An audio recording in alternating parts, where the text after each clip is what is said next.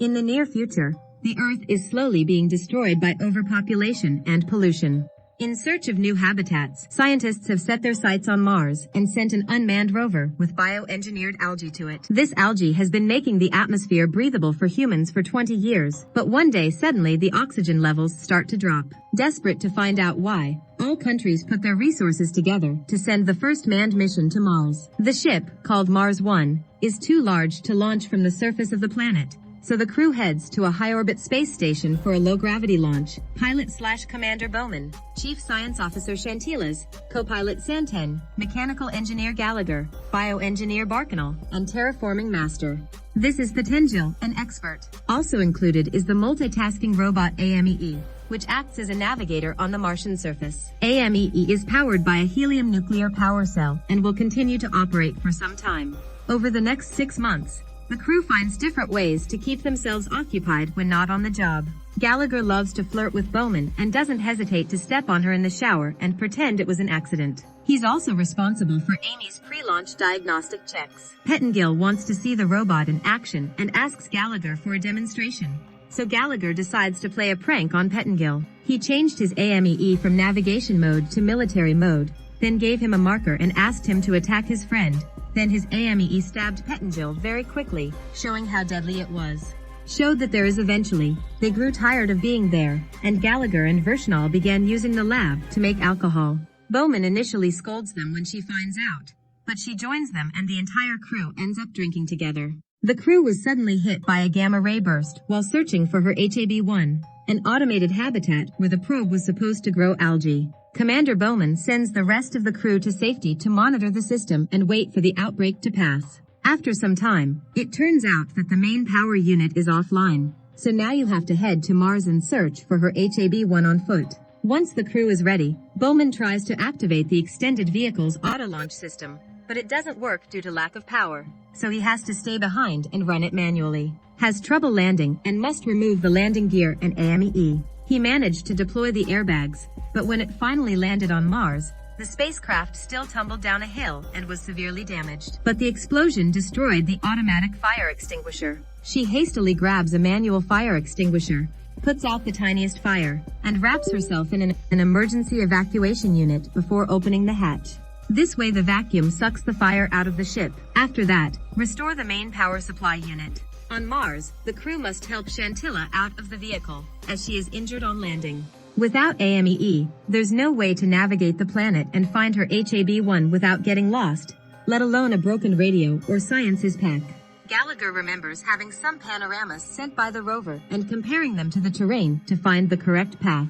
Chantilas ponders all his philosophical questions and accepts his fate, so he asks the crew to leave him there. Even if you have, the crew said goodbye, and Chantilas admitted that he was glad he could at least see Mars. Nearby, AMEE emerges from its landing gear and sends out drones to find the crew. On board, Bowman manages to get communications working again, but she is unable to contact them because the boys' radio is not working. Then I used a scanner to find HAB-1 and found the bad news. She has no choice but to call Houston and tell them the crew won't survive. The crew start walking in the hot sun, but Birchnell is surprised to find no trace of algae. When they finally reach HAB-1, they find it completely destroyed. The weather is unable to do so as the structure is designed to withstand tornadoes.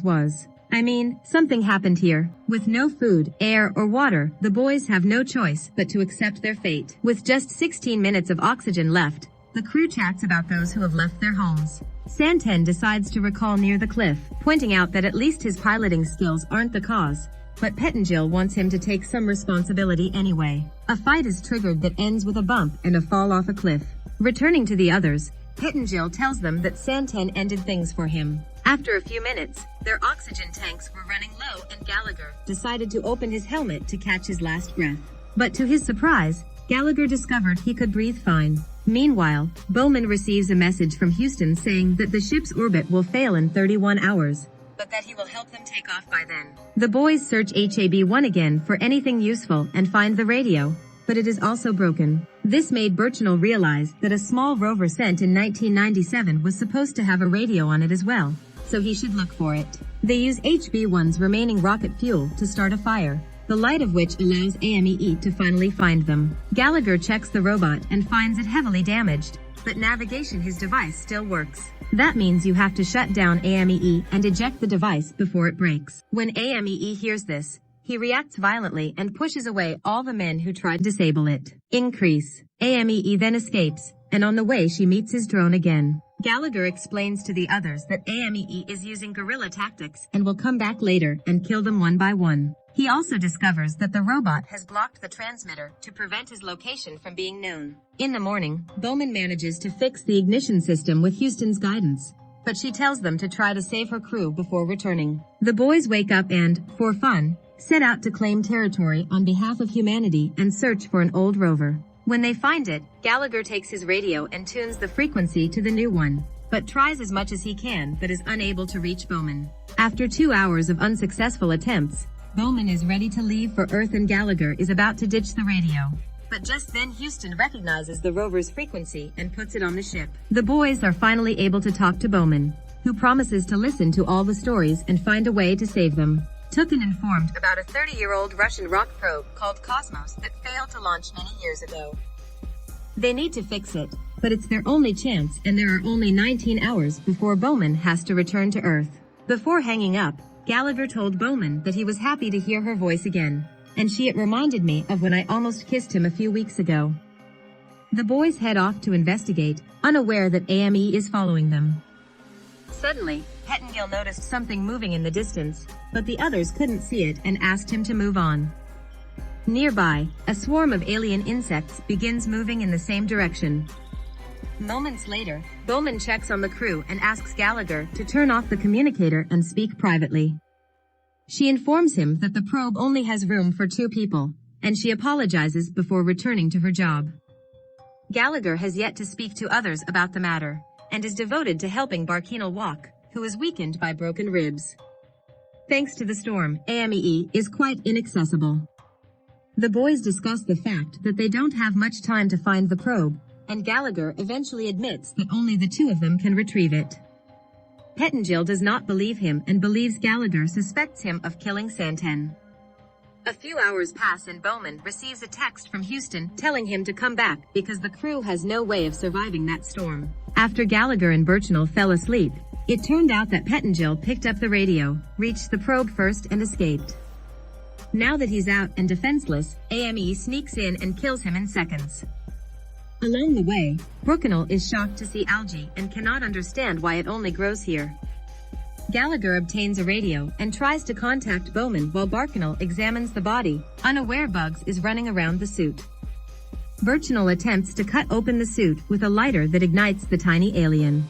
Birchnell eventually notices them and when he captures 2 of them, he deduces that they are algae-fed nematodes. Nematodes eat them and produce oxygen just like trees. The boys find more algae as they run. Birchnell attracts the attention of Bugs, who starts dripping blood from his mouth due to his broken ribs and eats his suit and attacks him. Accepting his fate, Birchnell throws the suit at Gallagher to give the journey some extra air. He also gives him a tube containing bugs so that Earth can study them to produce cleaner air. Birchnell then waits for the insects to cover his body and lights the torch to take down all the little aliens with him. Bowman sees all this from the ship and calls Gallagher to check him out. After Gallagher explains what happened, he admits he is ready to give up, but Bowman changes his mind, pointing out that the crew's sacrifice cannot be wasted. Gallagher picks himself up and runs until he finds the probe, and soon begins working under Bowman's guidance. The system works, but unfortunately the probe's battery is dead, so Gallagher ends up stuck here. Thinking this was the end, Gallagher tells Bowman that he misses her and should have kissed her. Bowman agrees and prepares to return with tears in her eyes. Just then, Amy's drone spotted Gallagher and he realized it contained batteries that he could steal. He immediately begins preparing a trap using the probe itself, allowing AMEE to get as close as he pleases. Unfold the bag to trap AMEE and allow Gallagher to set him on fire. At that moment, AMEE activates its self-destruct system, so Gallagher quickly removes the battery and jumps out just before the drone hits AMEE and detonates. After this, Gallagher finishes attaching the probe and launches with him to follow Bowman as he is about to leave for Earth. Unfortunately, the power supply of the probe goes down on the way, but Bowman sees it and jumps off the ship using the spacewalk rope and retrieves the probe.